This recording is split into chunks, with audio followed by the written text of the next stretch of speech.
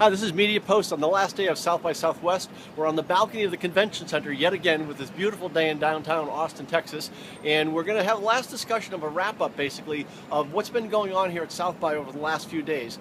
We have a very stellar guest list today, and let me have them introduce themselves. Hi, I'm Beth McCabe. I'm a Vice President Group Director of Social Marketing and Technology at Digitas. Hey, I'm Todd Drake, I'm the CTO at Organic. Hi, I'm Anthony Stellato. I'm head of Arnold Worldwide's R&D department. So let's talk about R&D, actually. What is R&D here? I mean, this is sort of an R&D bandwagon. Sure. R&D is just exploring where the boundaries of technology are. So what are you seeing here in that regard?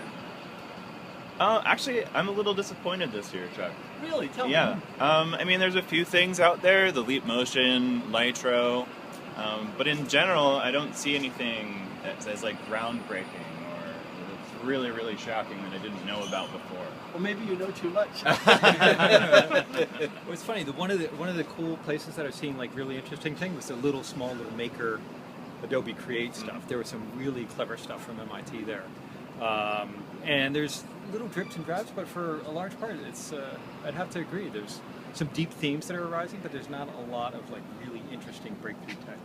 Interesting. Yeah, I mean, I felt like it was interesting this year because instead of it being about like the newest shiny object and shiny technology, it's been more about the marriage of the physical and the digital world, right? I mean, it's very much about the Leap Motion, which is all gesture-based control of your computer and other things. And like the MakerBot is huge right now, and all of the different other MakerBots, 3D printing, which is a big deal because it really is taking what we're doing digitally and making it a thing that we can interact with in the physical world. That's really interesting for you to say that, because we've been hearing that consistent. That's sort of a theme that's been going over the last few days, of that sort of digital is out and physical is in. Can you talk about that a bit? Well, things like 3D printing, it's really like a revolution. It's the next revolution. After the Industrial Revolution, the Information Age.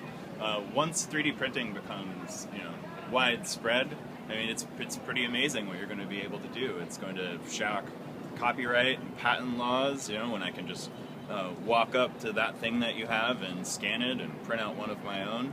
It's very fascinating.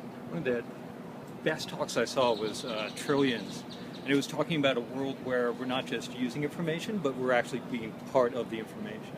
And I think what I see a lot around is the sort of explorations of this gray, fuzzy area between what happens when the algorithms and machines are pushing data at us versus us pulling it.